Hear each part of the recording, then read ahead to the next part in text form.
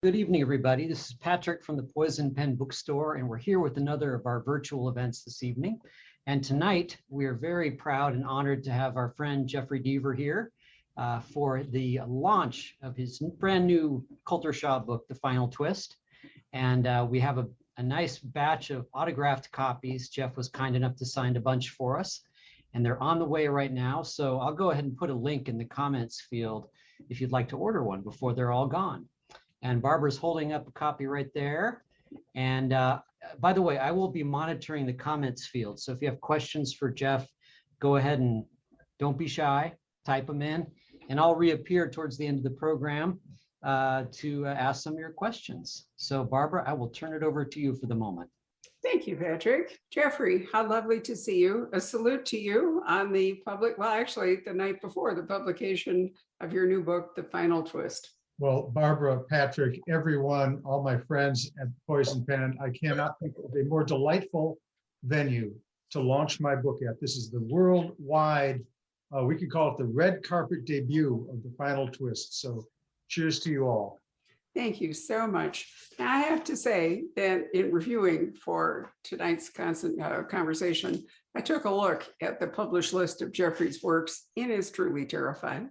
I mean, this is a man, I can give him a decade, but he is truly so productive. I hope you live as long as I do, because then this thing may double, kid. But in any case, he's written 5 series, of which Lincoln Rhyme has 14. And I read today, Jeffrey, that you have signed a new contract for a new Lincoln Rhyme and a new Coulter Shaw. That's correct. Yeah, so we'll have at least 15 Lincoln Rhyme. Well, actually, Barbara, because 16. I love twists and turns and surprises. So I don't think it's technically been announced yet, but I have the 15th Lincoln Rhyme will be published this year. And the 16th will be out in next year or the year after that.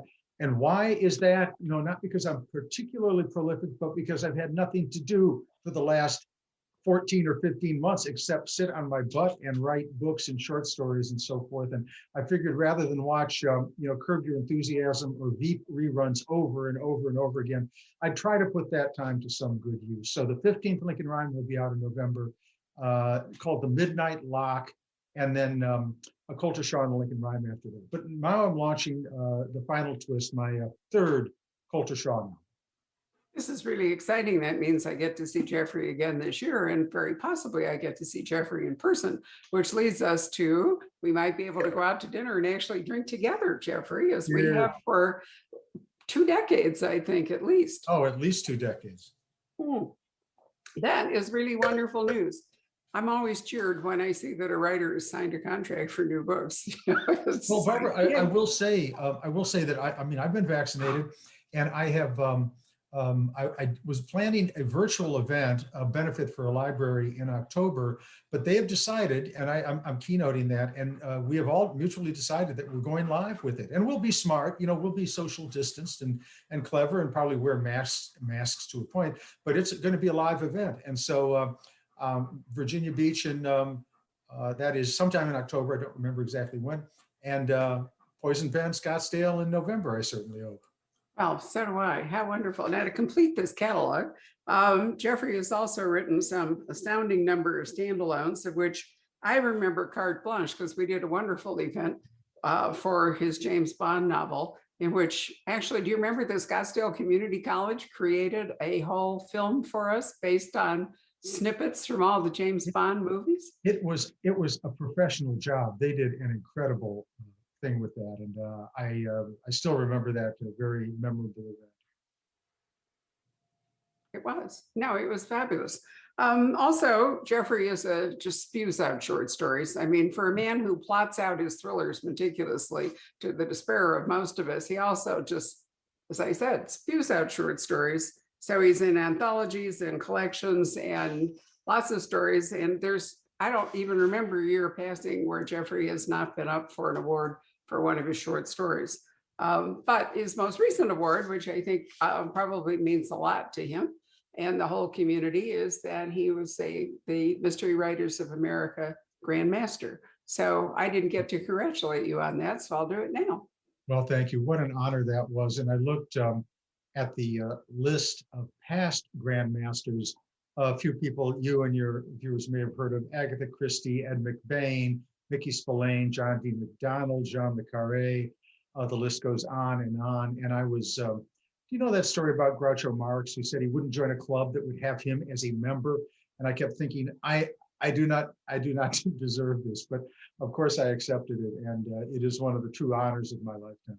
Of course you deserve it. Don't be ridiculous. You're one of the more decorated heroes of this genre. And, and you've served in all kinds of ways, both the international thriller writers and the mystery writers of America, in an executive capacity, as well as an author. And that's important, that you support your professional associations. So good for you. Anyway, let us talk about the final twist. Now, the first thing I want to say is the final twist. Could you find a better title for a Jeffery Deaver novel? I mean, there's so much irony in it. Did you pick out this title? It was a combination between myself and Mark Giovanni, my wonderful editor, and he was inspired in the first place. And then I was coincidentally binging on the House of Cards, the British version. The American one, frankly, I didn't care for too much. It was a bit bloated, but the Ian Richardson House of Cards, oh, it was just perfect. It was a trilogy, as the Colter Shaw, the Echo Ridge, the opening shot of Colter Shaw. I will be continuing to write the books, but I wanted an introductory, a Genesis trilogy, and the trilogy of the House of Cards ended with the final cut. And so we thought the final twist was absolutely perfect. And not only that, but the final cut in the British series deals with politics and corporate shenanigans, and that is really the backbone of the book, about which I can speak a little bit. But the title does kind of give it away: twist, twist, twist. A lot of twists in the book, and including one that occurs, a very significant one in the last paragraph of the book. So. I think if I'm known for anything, it will be my surprises and twists and turns. So I thought this was a quite appropriate title. You really do have an ingenious mind for it. And let me go back, because I'm trying to remember the exact title of it. But your book that you wrote backwards. The October List. The October List. I thought, I can't imagine how exhausting it must have been to do that. But it was, I think, an incredible feat of metafiction. And it was just like clockwork. I mean, it came out absolutely perfectly. There was no way to fault you for that one. Well, thank you. It took me 10 years I've always wanted to do it. And I have to give a shout out to my wonderful sister, Julie Reese Deaver, a young adult writer who I believe is watching right now. And one of our guilty pleasures is watching Seinfeld. And so what was perhaps the best Seinfeld episode, I believe it was called, I can't recall the name now, but it went backwards over the course of about a week. Now, Time's Arrow, Martin Amis has done that as well. Merrily We Roll Along by Stephen Sondheim has that same conceit. Well, I wanted to do it not in a comedic or dramatic sense, but I wanted to do it in a crime world. So very, very briefly, we open Sunday night. First page is chapter 36. Next chapter is 35, going down to chapter 1. And I did that because I wanted to write a book with a surprise beginning, because all of my books have surprise endings, but this book has a surprise beginning.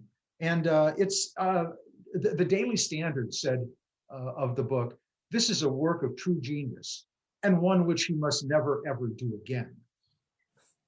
Well, I can see, because it actually, in some ways, is an exhausting book to read, because you as the reader are so tense, wondering if he's really going to be able to do this and take you from the surprise beginning to the end. Well, to be honest with you, Barbara, I wasn't quite sure I was going to be able to pull it off either, but generally the notices were pretty good. But it's interesting you put that in the context of the final twist, because when I envisioned the trilogy, which begins with the Never Game, that's the first Colter Shaw book, The Goodbye Man is the second, and the final twist is the third, I originally had a very lengthy book in mind that began with the story of the Never Game, then cut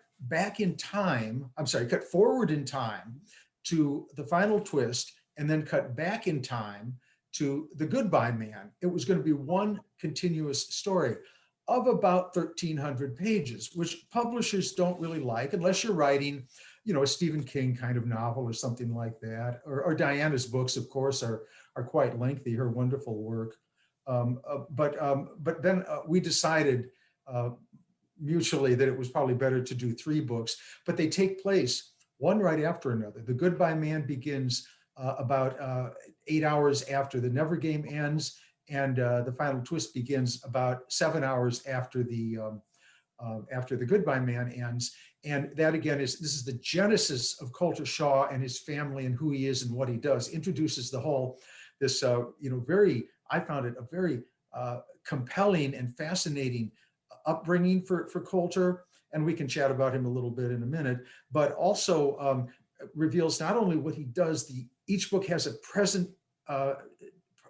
time mystery that he has to unravel, in addition to this overarching story of what happened to his father. And I love in the final twist how it all comes together. Those secrets from the past, his father's death, the present reward assignment he's on, and in the last, I don't know, few pages, everything just comes together over 3 books. It's really true. We're doing another one of these, but maybe when we're talking in November, we should think about this. We've done a couple of follow-up book discussion clubs for books where we really wanted to talk about the entire book, but we couldn't do it at the book launch because of all the spoilers. Sure. Maybe we should think about that, because it would be really interesting to be able to discuss this book in its entirety, but we can't without, making people furious and possibly getting hits drawn upon ourselves. So let's not do that. I do think that the family story is terrific. And I think it's more meaningful, having read the first 2, that the way this book draws us more into the family and reveals various things has much more impact after you've already published the first 2 and given us that, than if you'd started out with this as the story. Barbara, I've kind of changed, and if we like, I can chat a little bit about the craft of writing if we have time for that. I don't know what our timetable's like, but one of the things I did want to mention is that I've been known up until now as a very plot-driven author, and my plots are very fast-paced. All the books take place over about 24 hours, maybe 48 hours. There's a lot of there's subplots that weave in and out. We come down to the end, and each of those plots has a big twist and turn. And to me, characters, although I tried to develop living, breathing characters, they came after the plot. The plot always excited me. Then I heard, I believe it was on NPR. This is a few years ago. A neuroscientist was mentioning that the part of our brain that responds to the people we know in real life, that give us emotional reactions to our friends, our partners, our spouses, and our enemies, the boss at work we don't like, or the fellow who cuts us off on the highway. That part of the brain is identical to the part of the brain that allows us to respond to characters. And that was like a revelation, characters in fiction. And that was a revelation to me. And it said, well, I'm never going to neglect my plots, but I am absolutely going to spend more time developing characters, even if a certain subplot of that character does not impact directly the main plot of the book. And Colter Shaw is the first example of that, because he has a family that we will revisit over and over and over again. Each of his siblings has 2 siblings, an older brother and a younger sister, have fascinating careers on their own. Their mother is basically a mountain woman who lives in the hills of the Sierra Nevada, totes around a 45, and nobody's going to mess with Mary Dove under any circumstances. So I created this world of characters that I like, I know readers like, and it was a kind of a revelation for me that let's get these people up and running in the plot, but like them just as much as the story. But that speaks so well for you as an author, that you don't just phone one in, but you're constantly, you've always been really interested in craft, and you're a great teacher. I know that you've taught loads of writers and workshops and so forth. But I think it's wonderful that you're always pushing yourself and, thinking about new things to do to keep yourself. How long is your attention span? Oh, do you know the shiny penny syndrome? Where you're walking down the street and you glance down and there's a shiny penny and you say, a penny. It's right next to a parking meter. Parking meter, that reminds me of my car. I've got to get the oil change in my car. Wait, the car, did I leave those bakery goods in the car? Bakery goods, that reminds me I've got to go to the store. Now you would think that would be not much of an advantage for a writer who does need to focus. But what I found is that it gives me, the way my mind works, I get ideas. I have a file on the same computer I'm talking to you on right now, and your wonderful viewers. And I have a file called ideas, and I have literally 50 novel ideas. I have probably 60 short story ideas. I will not get to all of those in my lifetime, but the one thing about my mind is that it jumps around to these ideas. But now, when I sit down to write a book, I force myself to concentrate on what I'm writing. And that's where, as we've talked many times, and I think some of your viewers have heard me before, why I think an outline is so important. And that when my mind jumps around, out come the ideas, I shuffle them around, finally I get an outline I like. And that's when I sit down, I strap myself in the chair, not literally, I will add, but then I look at scene 47 and concentrate on that and write that. And while I'm doing that, I mean, things come to mind, of course, and I may get an idea, chapter 32, this reminds me I should do something there. So I'm known for being a bit scattered, but I try to use that to my advantage. Well, I mean, but it's interesting that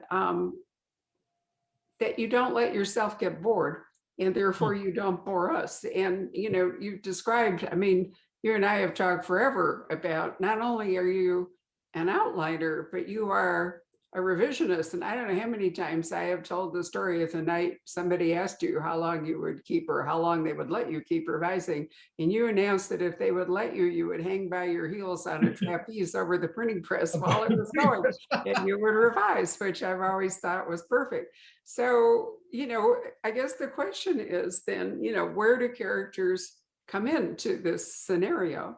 And when you're laying out your plots so meticulously, and when you go back and revise, how much of your attention and space are the characters taking compared to the way it used to be?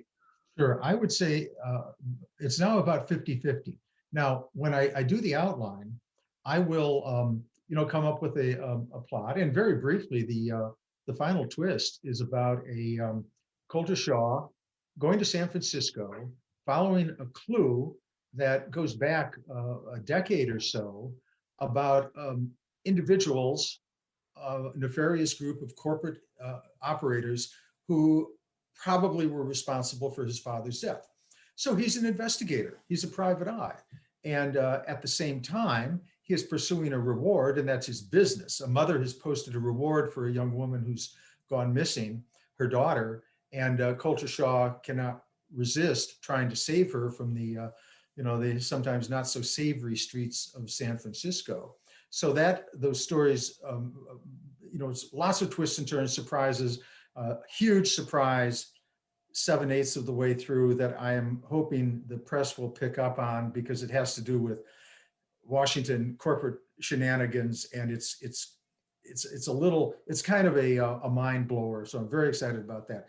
But while I was coming up with that, at the same time, I would conceive of the characters and write little bios of each of them, even the not a messenger kind of character, the walk-ons, but the characters who we met, who had dialogue and who played significant roles, maybe helping Coulter, maybe in opposition to him.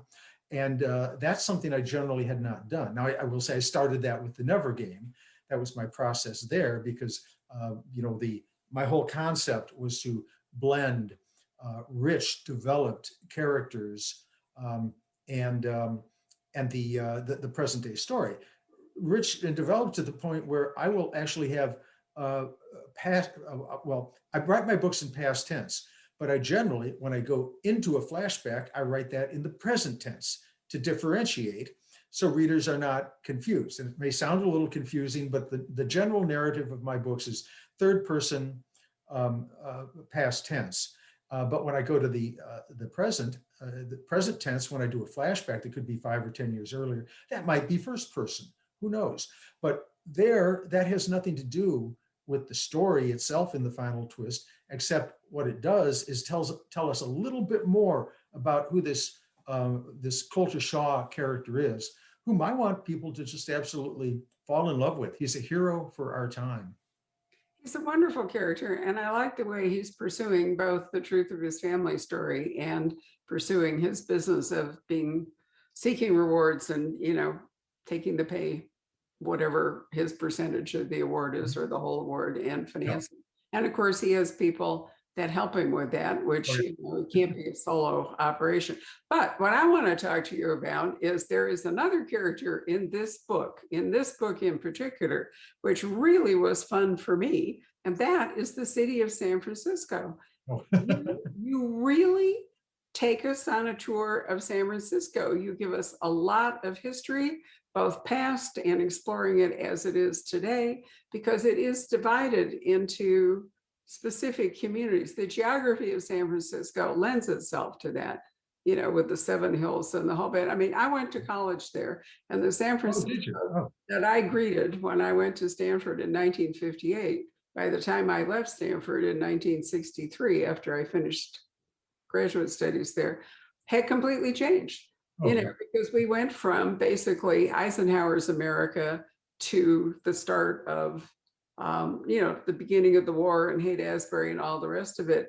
And it was fascinating for me to have you take us through San Francisco. But one of the reasons you do that, and one of the mantras that Colter Shaw follows when he is investigating or doing anything, in fact, is to orient himself. His father had numerous truths that he would dictate to Colter. Right. I mean, maxims to live by, maxims to operate by. And one of them was, never be in a situation without orienting yourself. Always know where the windows and the exits and all the rest of it is. But on a broader scale, that also applies to where are you? Are you in the Tenderloin? Are you in Soma? Where are you in San Francisco? And sure. I just love the fact that the city is an almost equal character to the people here. Did you, obviously you wrote this, well, did you write it during COVID, or did you finish this before COVID? That's a good question. I have to say the last two. Well, first of all, thank you so much for that comment, Barbara, because that was very intentional. In the same way that I bring New York alive, I tried to in the Lincoln Rhyme books, I brought Colter Shaw, who's itinerant. He will probably be in Dubuque, Iowa at some point, but this was in San Francisco. I wanted San Francisco to come alive. But I will say I lived in San Francisco for a time, some years ago, after you had been there. But I find it there after I've been there, Jeffrey. Let's be real here. Well, it was this was a long time ago, but I will say that when I was trying to be a folk musician out there and soaking up, doing a little writing at the time, but soaking up the atmosphere. So you were at the Hungry Eye or the Purple Onion, or? I never made it. No, I did the Coffee Gallery where Janis Joplin played. I did the I think it was called the Boarding House open mic. I was Hungry Eye. Those were the Hungry Eye tended to be more comedy, but there was also the psychedelic rock. I mean, Jimi Hendrix played out there. Of course the Jerry Garcia, but I was a single guitar strummer, and I busked on the streets as the character in the book does, and I have to say I love music at the time more than anything else. I wanted to be a singer-songwriter, but you'll notice there are two components to that job description: singer and songwriter. Now, songwriting, I had done cold. I've written. I can write songs very quickly. My book that came out a few years ago, XO, as in Hugs and Kisses, I wrote an album of country western songs, and I did that in about over the course of a weekend. One of which was nominated for a Hollywood Music Award, as a matter of fact. And so I can do that. Somebody else sang that, I will say. So my career in San Francisco for among the audience who wanted a singer, probably more than they wanted a songwriter, it didn't go over very well. But I did walk around the city to all the districts, of course, the Haight. And that was in the heyday, and it was a tough city then. I mean, San Francisco had some really dark areas, and East Palo Alto, which is not far from your college, at one point was the most crime-ridden square, whatever it was, square X number of miles than any other city in America. That has all changed now. I mean, obviously the redevelopment, gentrification, but a city that can go from there to the Nob Hill heights, the lofty heights, and have such a history, some good and some bad. I mean, the city does not have a particularly outstanding racial equality record. And Native Americans, tribal people have not been treated particularly well, not necessarily by San Francisco, but by the powers that be in California. And that's all part of the book, because I want that whole area to come alive, as well as look at the great cultural and law enforcement sacrifices that have been made by the individuals there. But aside from that, it's just a funky place. And I thought it would be just great for Coulter to get himself into a whopping lot of trouble. Well, it is a funky place, and the geographical constraints are part of the reason that it's so unbelievably expensive to live there, why there is such a huge homeless population and no particular solution. Incredible, yes. It's a city that can't expand well enough to embrace what Silicon Valley and so forth. My graduation party at Stanford was hosted by David Packer Jr., and none of us had any idea why they lived in this huge house and who the heck David Packer was. I mean, it was right on the cusp of all that. San Francisco was much more like Boston or Charleston when I first went there. It was very formal, it was small, it had, despite the earthquake and all the rest of it, there were families that were rooted there for decades, not centuries like Boston or Charleston, but anyway.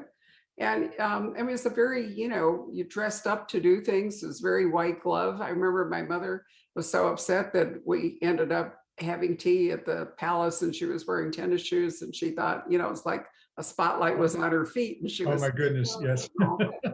And, we got dressed up to go to the opera, the symphony. We would go up and down Bayshore, as students with other to do. So there were terrific cultural opportunities in San Francisco. It's always, had a wonderful musical background, for example, not just the Hungry Eye, where I went to hear the Kingston Trio, kiddo. That's the Kingston Trio. Okay, well, I'm sure they did have those old folk groups. Yeah, it was probably the Limelighters, I'll bet.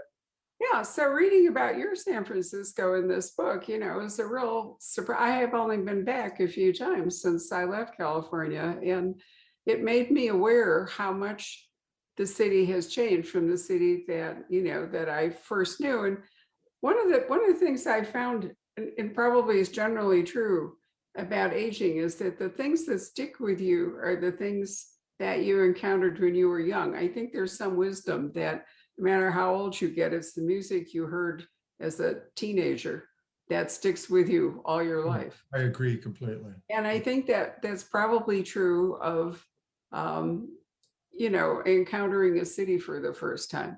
I mean, my husband grew up on Park Avenue in New York, and New York today is not the New York that he remembers. And, San Francisco is not the city that I remember. And I think that's probably true especially for people who didn't stay there, who left and then have to look back at it. I was there for about a year, and then I decided I wanted some luxuries in life, like food and water and shelter, because the music, busking for those of you who don't know, is opening your guitar case or violin case and putting it on the street, on the sidewalk, and playing, and then at the end of the day collecting enough for a meal that night. It's not the way to make a career. And by the way, music producers rarely walk around the streets of New York or San Francisco holding contracts in their hands saying, will you sign with ABC Records? That generally doesn't happen. But not unlike the book business, and you're a publisher too, a very renowned publisher, Barbara, where the of course, in the old day, you could submit a manuscript cold, no agent, no other than a letter of submission, just a self-addressed stamped envelope. You could possibly get published, but that rarely happens anymore nowadays. Well, I really was so pleased and delighted with this revisit of San Francisco. I wanted to emphasize what a Thank you. nice part of the book it is. But of course, for those of you who want to read thrillers, you want thrills, right? So we have, I think that Calder's family story is very rich in this book, and it will mean more to you if you have read the first two books. Then, I mean, it's not, you can't start here, but this is only the third book. I would really recommend taking a moment to read the first two, which are both available in paperback, and it will enhance your understanding of what's going on in Coulter's family. But tell us a bit, for those who don't know these books, Jeffrey, tell us about, seeking rewards as a career, because it really is an unconventional career. Sure. To back up just a little bit, Coulter Shaw was the son of two renowned parents, professors at, I don't mention Berkeley, but it's Berkeley. It's referred to as Cal, I think, but it's University of California at Berkeley. And for various reasons that are clearly explained in the final twist. It's true, you don't have to read the first two, but it would be helpful. And I think they're good, exciting reads. And Disney has bought the Never Game for a TV series. So, and presumably that will, Justin Hartley, I think, is planning on starring in it. Ken Olin from This Is Us and 30 Something, he's the producer and director behind it. So there'll be, COVID set everything back in Hollywood quite a bit. But anyway, it's a good, solid story, good streaming read and streaming TV thing as well. But just to back up a little bit about it, the Coulter's father, Ashton, discovered something. And we don't quite know what in the first book, but he discovered something that brought the wrath of these corporate baddies down on him and possibly other officials. He fled to a compound in the Sierra Nevadas, and that's many, many miles, hundreds of miles from San Francisco. And he built basically a survival compound there. Survivalism, he taught his children survivalism. And which is something I don't know anything about. I researched it. Now, of course, survivalists fall into various categories. There are neo-Nazi survivalists. There are racist survivalists. There are wacko survivalists who believe the aliens from the planet Xantar are about to get us. But then there are also people who simply follow the Ralph Waldo Emerson approach and believe we should be self-sufficient and not rely too much on others. And that was basically Ashton's approach. He wanted the children to be safe. And in case these bad people came for him, which might or might not happen, he was a bit subject to paranoid schizophrenia. He did have an illness, but some of it was true, some of it wasn't. So he taught the children survival skills. Well, it turned out that Coulter Shaw took to these skills, and he discovered that he was what he called a restless man. That was sort of his nickname within the family.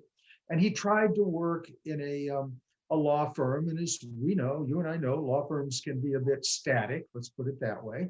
And so that didn't take. And while he was casting about for something to do, he was actually doing some logging in California. He heard about a young child who'd gone missing. There was a reward offered for that. And the police couldn't find this young child. And so he, using his physical skills, but also his power of deduction and his inability to stop on a quest, he will not refuse, and he will not stop until he gets to the answer. He found the child, who simply, it turned out, was up in the attic. He did not want to he had not prepared for a math test. So he took some potato chips and hid out in the attic. He was there for about 3 days, and Coulter deduced that. And the reward was not much, maybe $1,000. But when the fellow handed it to him, the father handed it to him, he thought, I can make money doing this. And that was the start of his career. So now he travels around the country looking for rewards for missing people, escaped fugitives, suspects in crimes. And these, your viewers can take a look at it. They're offered. The biggest reward right now is about $23 million offered by the State Department for the identity of a terrorist or the location of a terrorist, maybe an ISIL fellow. I don't know what terrorist organization he's affiliated with. Those rewards Coulter Shaw would not seek. Of course, he sticks to looking for missing persons and escaped convicts. But often he doesn't take the money at all. If there's a family of not much means, he will find maybe a missing child or an elderly person who's wandered off, deliver the person to the family, and they've scraped together. They've put a second mortgage on their home to offer a $5,000 reward. He says, pay me later, don't worry about it. And what's revealing about that is that he doesn't care about the money. In fact, it's revealed that he doesn't even need the money. What he likes about the reward is that it's a red flag. It's a pin in a problem that nobody else has been able to solve. Because if there's a reward, that means the parents can't find the missing child, the police can't or won't, and they often don't, or the police or the prison officials cannot, even though they've tried, find the suspect or the escaped prisoner.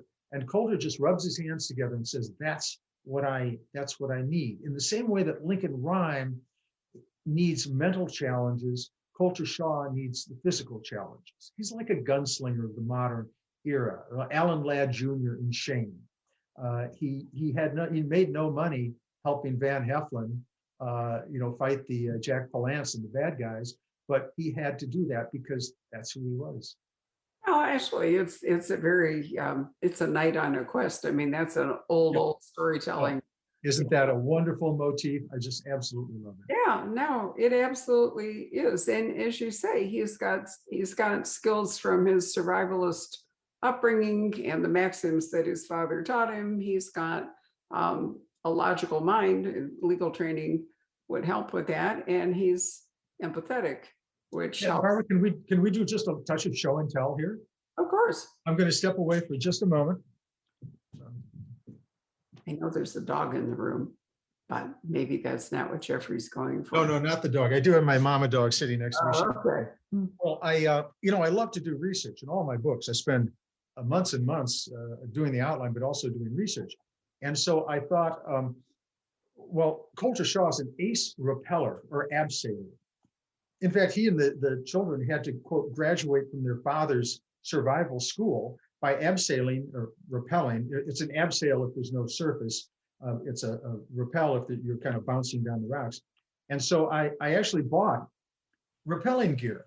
Oh. And now, one thing you have to understand about me is I have vertigo. I get quite dizzy, and I am afraid of heights. So I tried the rappelling gear, and it got mountain rope, and you put a little harness on, and it was basically 5 feet from the porch over the stairs, rappelling down. I could have walked, of course, but what I wanted to do was see how you actually feed the rope through the thing.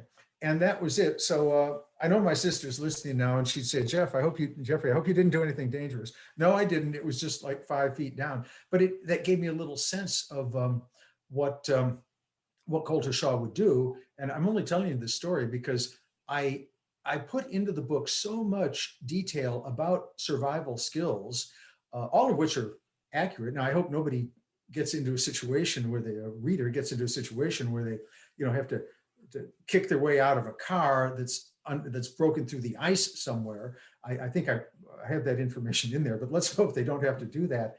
But I just found that whole phenomenon of the survival world to be rather fascinating. Well, it is fascinating, but I mean, a lot of these are skills that maybe 100 years ago people had a lot more routinely than people brought up today.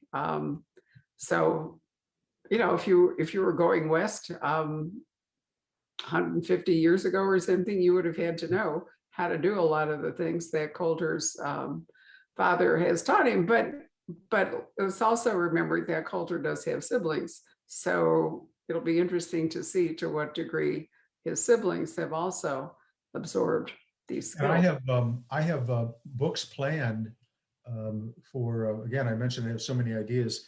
And I should back up by saying at this age, I can do, obviously, certainly I'm going to do a book a year. There's no question about that. And probably 4 or 5 short stories a year. But last year I wrote 2 books. This year I'm writing 2 books at the same time. So I intend to have a Coulter, Lincoln, and a standalone thrown in occasionally on that. So I just hope readers out there who like Coulter will come to fall in love with him the way I fell in love with Travis McGee, John D. McDonald's wonderful character, or James Bond, or I think it was Harry Palmer. It was the Ipcress File, Len Dighton's great story, the Ipcress File. I don't think he had a name, the spy had a name in that book, but, and we've got Bourne, we love the series, Kay Scarpetta, we just love all these, or Tempest Brennan, Kathy Reich's wonderful Tempe character. If you're going to have TV, it will certainly, I mean, you've been very fortunate in the film adaptations of your books so far, which certainly have impelled, Lincoln to propelled Lincoln to a lot of readers. So I think that if Disney indeed makes the Never Game, that will bring you more fans to it. The one thing we're dancing around, and the one thing I wish we could talk about, is there's just an unbelievably cool reason for what's going on in this book. And I'm not only fascinated by it, but appalled by it and terrified that it might actually be true. And I'm sorry we can't discuss it, but I can say it's one of your very best ideas. Well, thank you. And it's something that's obsessed me for many years since I've been an attorney. And I will say, it is very difficult to talk about, but I'll say only this, that it is well, first of all, Samuel Goldwyn said, if you want to send a message, go to Western Union. Don't put it in his case, movie. Don't put it in your book, meaning don't get up on a soapbox and preach about something that you feel is a danger or a threat, but rather tell a story about the circumstances that have real human impact on what could happen. And there's a large overarching risk of threat in this book that, and I think, well, with legal backgrounds, we understand it could have dramatic impact on political life in America. That's all I'll say about it. I won't say anything more. But it is not all that unreasonable. And I've been researching this for years, and wanted to work it into a book. And this is the perfect book to bring it to. It is. It's your Dan Brown moment too, but we won't say any more than that. So Patrick, why don't we summon you back up, Ariel, from the deep, and tell us if there are any questions or comments that you've got, or questions you'd like. Let's see here. Yes, there are a few questions. Well, I have a number of people that are asking, I'm sure you get asked this quite often, about the Bone Collector, about the film version of it, and what you thought of it, and what did you think of Denzel being cast as Lincoln Rhyme is one of the questions. Sure. Well, I thought it was absolutely incredible.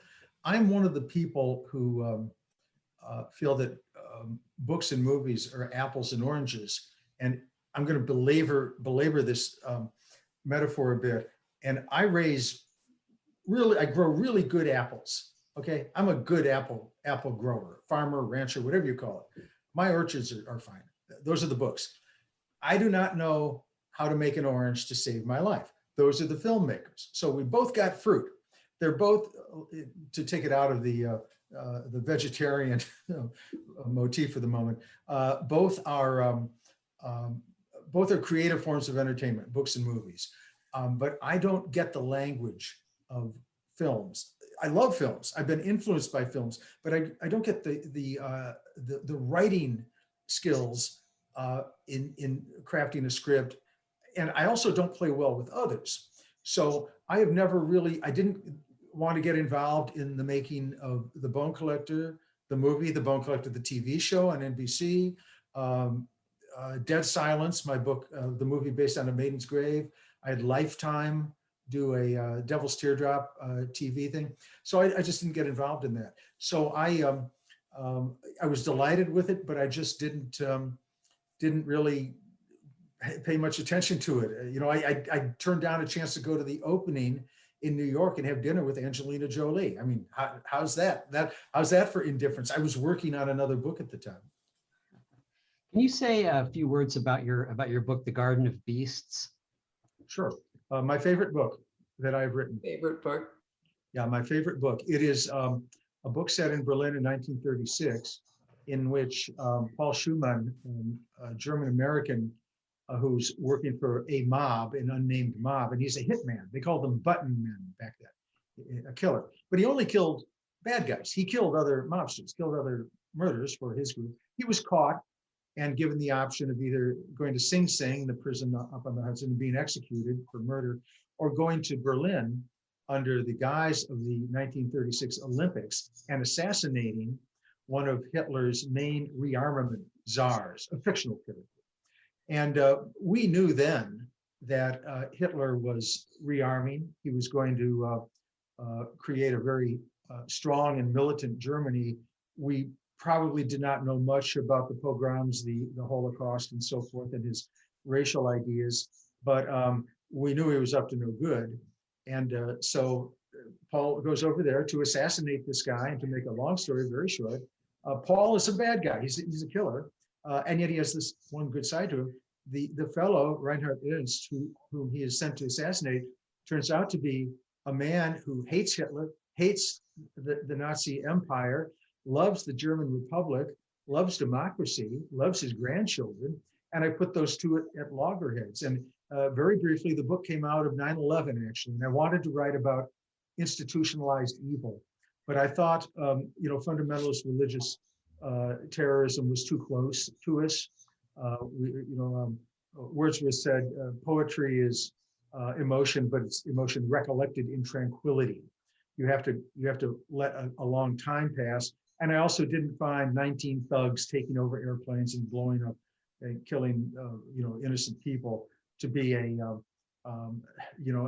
kind of grand scheme. It was just a petty act with terrible consequences. Hitler, however, was utterly nefarious. He was a genius, and he seduced an entire country with what he did. And that's what I wanted to write about. There's an absolute wave of World War II stories. It's like an entire subgenre now of historical fiction. You really ought to push bringing back Garden of Beasts, because at the time you wrote it didn't have all of the interest in this whole sort of group of books that we have now. But I think it would be a terrific opportunity. Barbara, I have a sequel planned out, and that idea file I was telling you about. Well, I think it's really a phenomenal book, and I'd love to see it get a lot of attention again. And I think right now is the time when that could happen. But prod your agent for me. I will. I'll do some prodding. Thank you. Maybe a nice trade paperback edition. Yeah. Trade paperback reissue. Actually, a good idea. Yeah, I'm getting some interesting questions coming in here. David says, if Jeffery Deaver could have dinner with any author, who would it be, past and present? Well, it's hard to have, when you ask, what's your favorite book?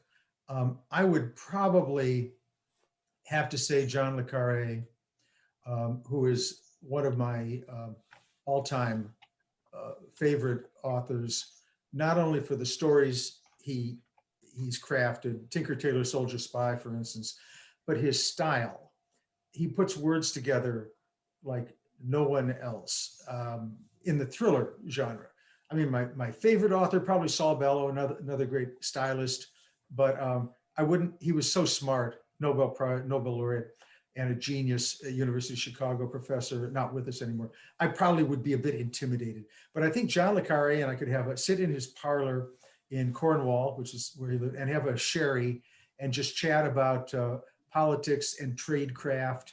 And he and I shared some political views about where American politics may have gone wrong in the last few decades. And I think we would have a great deal to commiserate about. Have you ever listened to an interview with John le Carre? I have heard some, yes. Did you notice that he sounds just like Lee Child?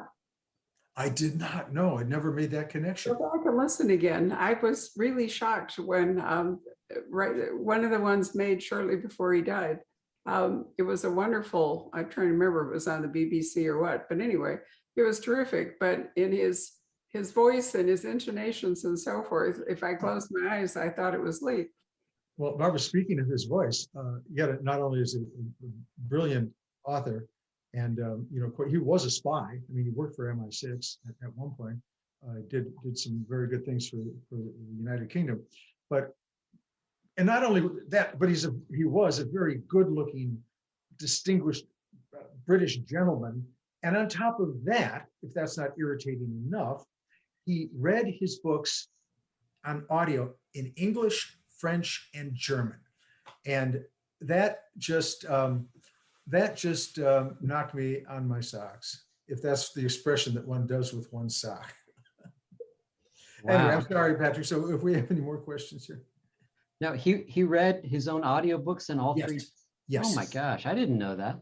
Yes. Wow. Did you ever get a chance to meet him? No, I never did. I still have treasured somewhere a letter that he sent, and it was an actual letter. I edited an anthology for MWA called Ice Cold, and it was about a collection of short stories, number of authors, about espionage during the Cold War. And so we, of course, I was editor Raymond Benson, he and I both wrote the James Bond novels. We did not write together. We each wrote James Bond continuation novels. And so we wrote him, and he sent back, I had a connection through my agent in London. So I wrote him and got back a note that said, "Thank you so much. I would be delighted to, but time does not allow it." And I thought, oh, that's great. So I still have that treasured somewhere. It's probably in a copy of, I have a Tinker Tailor Soldier Spy. I could not afford a first edition, UK first edition, because it was quite rare, but I think it's a second edition. So I probably have that tucked in there in my library. Barbara, did you ever meet him? Yeah, once. And I don't know if you remember this, but we had a customer whose name I am totally unable to remember, who said to us once that he would be happy to ask, if David Cornwall was actually John le Carre's real name, he would be happy to ask David Cornwall if he would like to sign books for us. And if you think back to it, because you were working at the store by then, we for several years were able to send books from London to Cornwall, and he would sign them and send them back. I have several.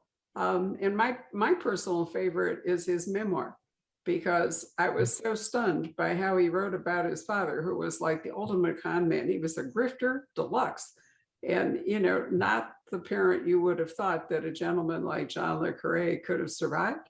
But the thing that's remarkable about the way he wrote about his father is there was no bitterness, despite the fact that he didn't have any money. I mean, his father just ruined his family.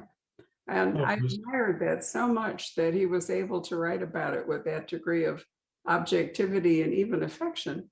And his book, A Perfect Spy, is about his relationship with his father. And there's Ricky is the character, the father figure, utterly despicable. And it is one of the most really insightful and yet devastating analyses of a father-son relationship I've ever read, told in le Carre's or Cornwall's inimitable style.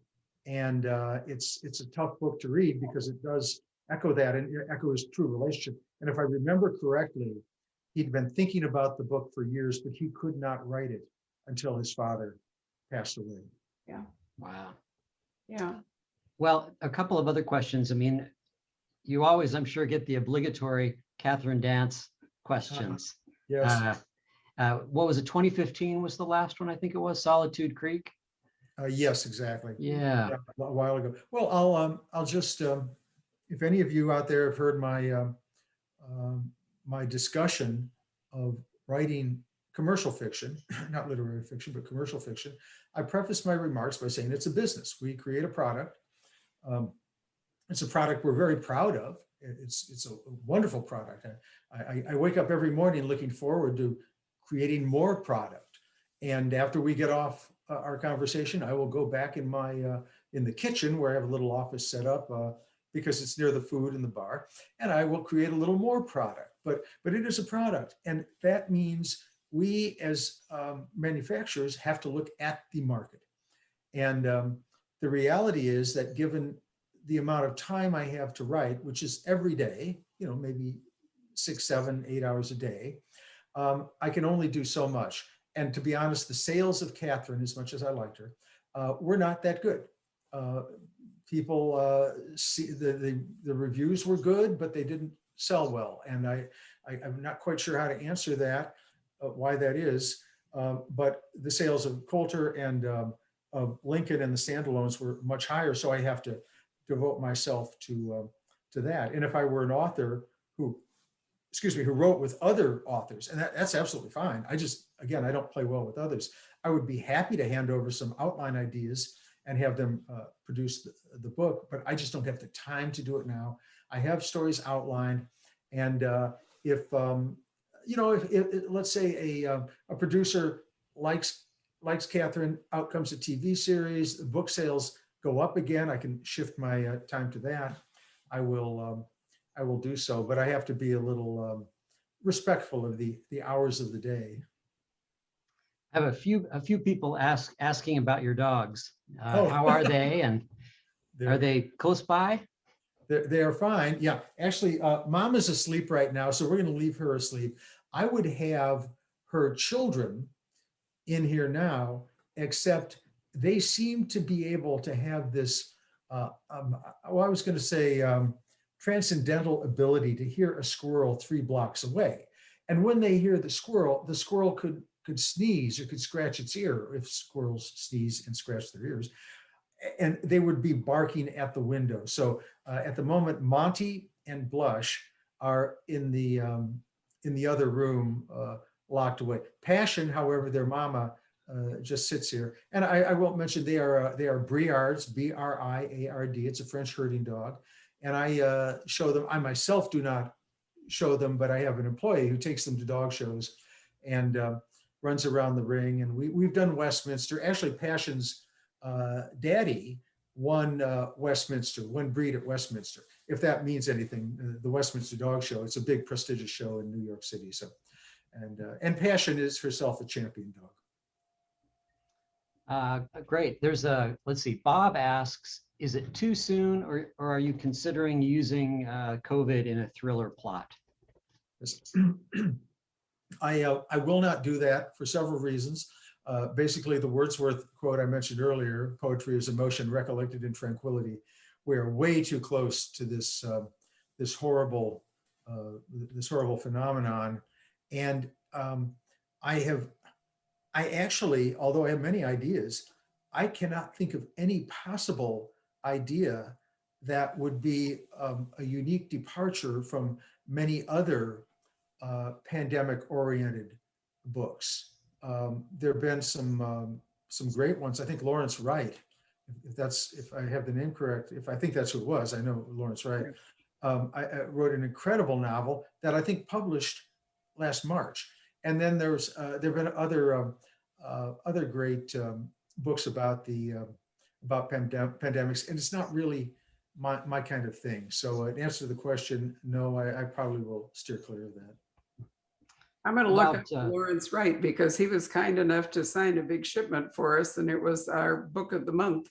And I'm going totally blank. Didn't it have October in the title? I think so. I'm just going to the end of October. End of October, I think. And it's now out in paperback, and I would say that it is a truly, if you're interested at all in a book about a pandemic, that it is really a superb book. Lawrence Wright, The End of October.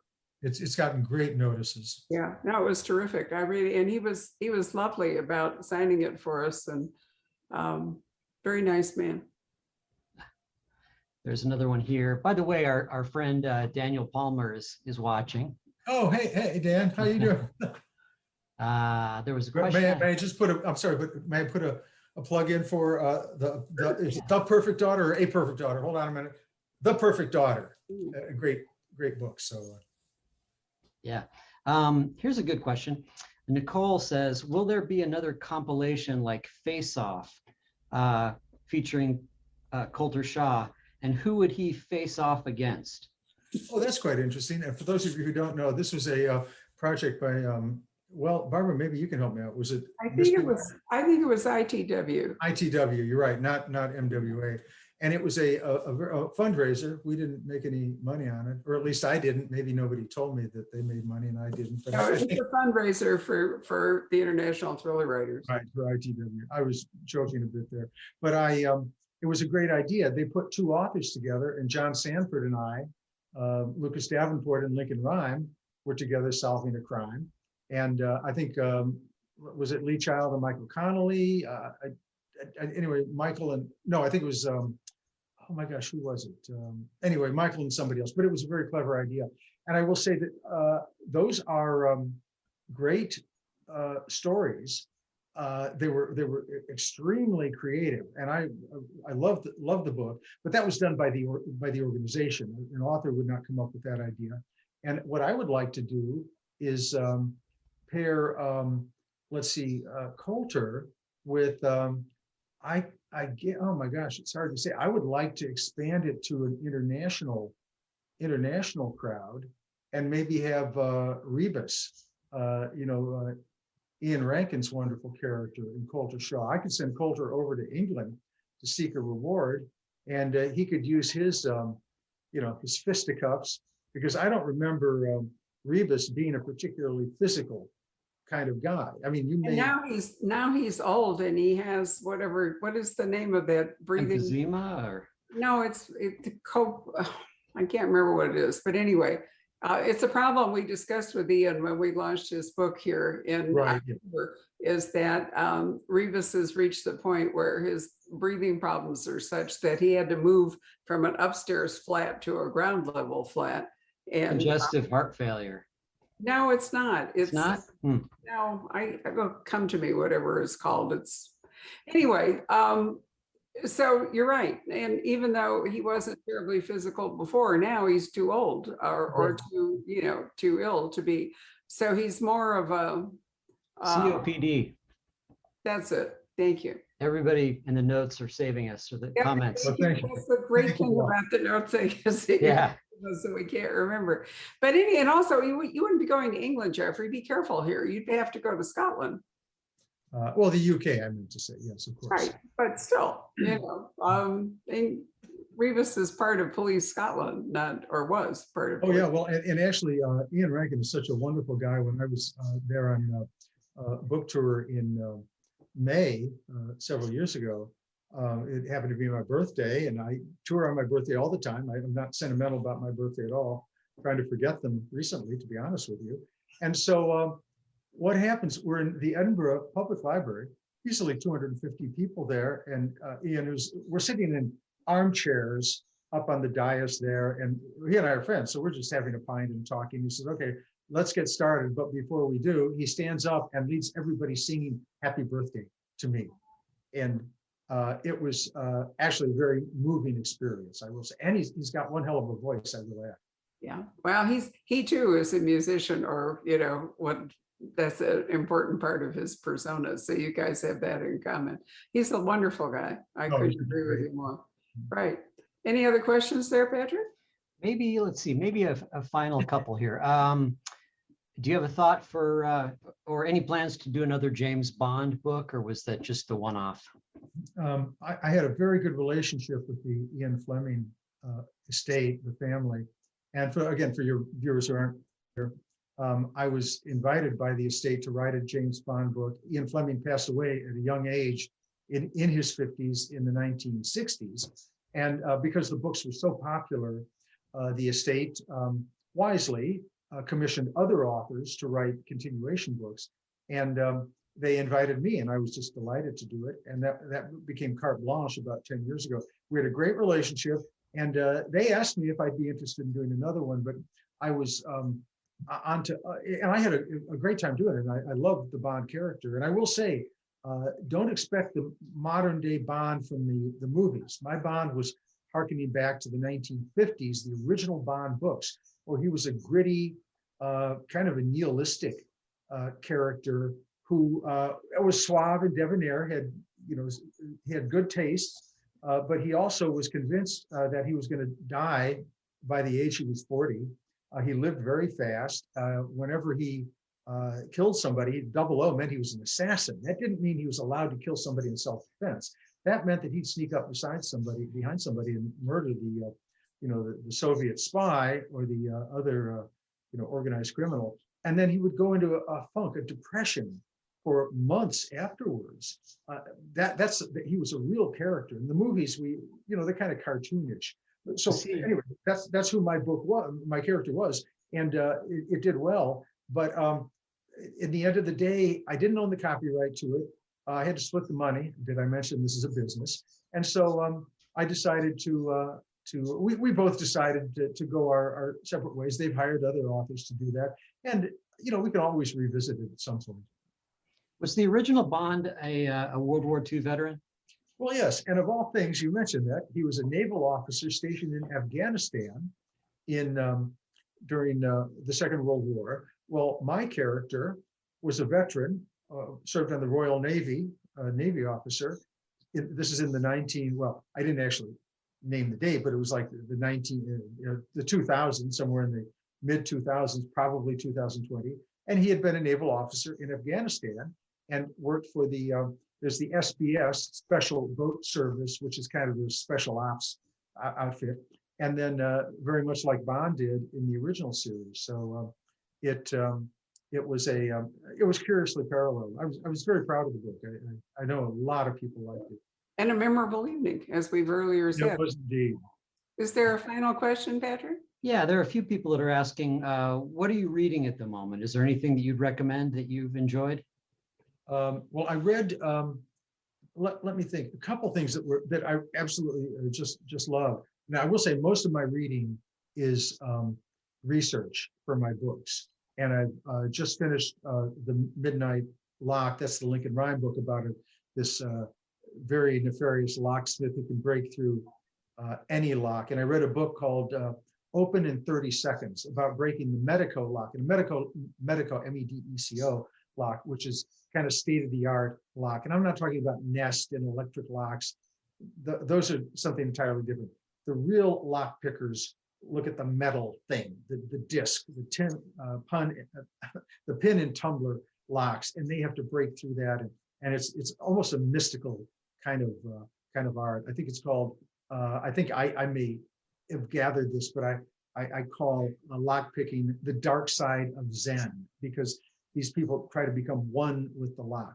So anyway, that was a great book. But in terms of fiction, I read Girl A by Abigail Dean, Elsewhere by Dean Koontz, absolutely wonderful books. Then he did a series of short stories, and the name escapes me now, but he's such a wonderful, prolific writer. I turn around, he's got a new book out. I mean, turn around, again, 1 week and he's got another book out. He is indeed wonderful. We've been very lucky that we get to have conversations with him now for all of his books. So it's been a treat. He's a great correspondent too. So we began this by talking about Jeffrey's honors in the United States, but I didn't mention that he is published in over 150 countries. And the English absolutely love his work. He's been nominated for, I can't even remember how many Ian Fleming Steel Daggers for Best Thriller, and innumerable short story awards. And probably, all kinds of other countries have also nominated him for his work. So he's truly a global author. And we're privileged to be able to talk to him as often as we do. So Jeffrey, we will look forward to November. We'll have to talk about it, hopefully in person. And thank you so much for sharing your book launch tonight for The Final Twist with us. Much appreciated. We do have autographed copies on their way. They'll probably be in by Friday. And this really it's a terrific book, not just a great story with interesting characters, but a really thought-provoking book that fits into the current, either reality or unreality, whichever way you want to look at what's going on in America today. When I open the newspaper anymore in the morning, I say to Rob, I feel like I'm walking into an alternate reality where I have trouble figuring out what's real and what isn't, especially here in Arizona at the moment. Anyway, Jeffrey, thank you so much. Thank you all for watching us this evening, and enjoy the rest of your night. Well, Barbara, thank you so much. Patrick, thank you so much. It is always a pure pleasure to visit with you, Barbara. And we're going to make that work in November, one way or the other. Wonderful. We certainly will. All right, dear. Goodbye to all the viewers too. Thank you for watching. Good night, everybody. Thank you. Hello. We hope you're enjoying our programs and podcasts with authors. We'd like to expand them, and your help would be appreciated. Please make a donation at poisonedpenfoundation.org. 100% of the proceeds will go to help connect authors with readers in this difficult time. Thank you.